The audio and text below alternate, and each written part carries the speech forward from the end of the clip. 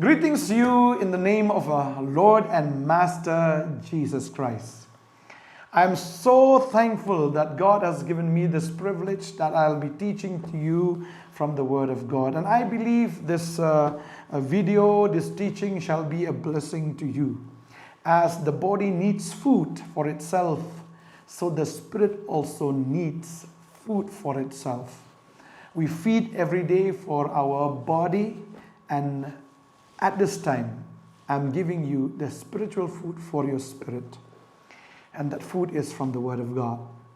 The Word that has been inspired by the Holy Spirit.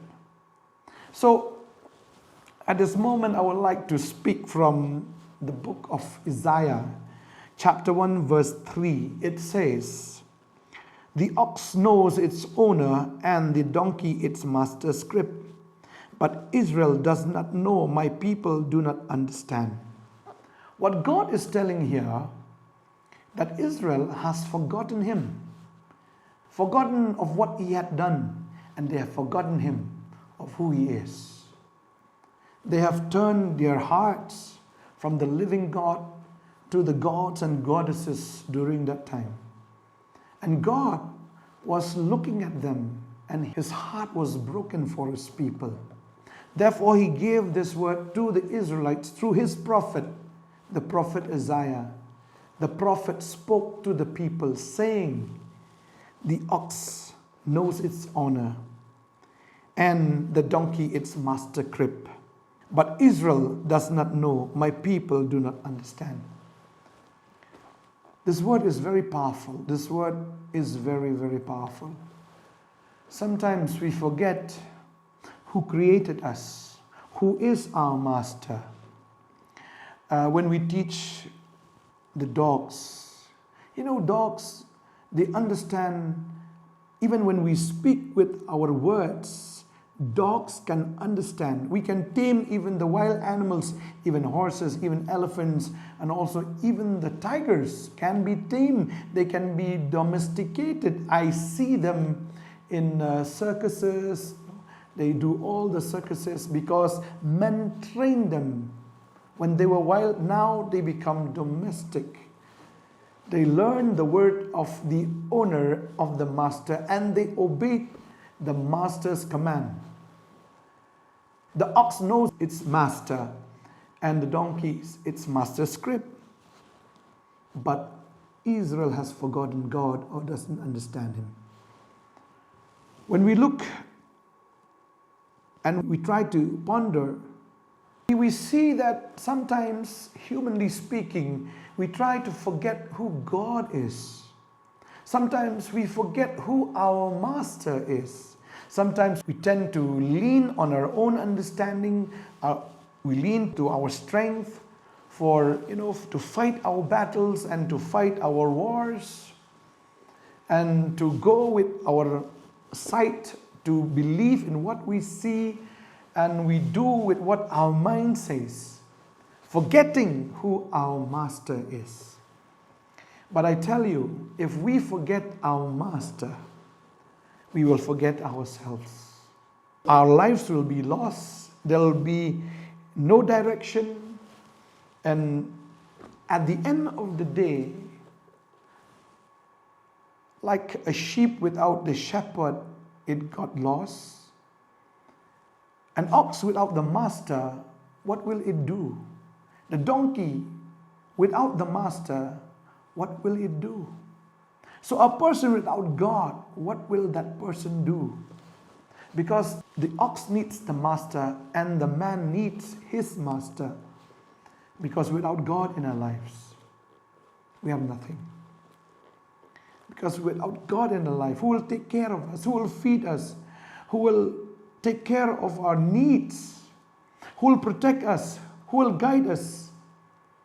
Without the master, we are nothing. Therefore, Jesus said, "Without me, you shall do nothing." You can do nothing. Because Jesus said, "Without me, you can do nothing." Because He is the source of life. He is the source of strength.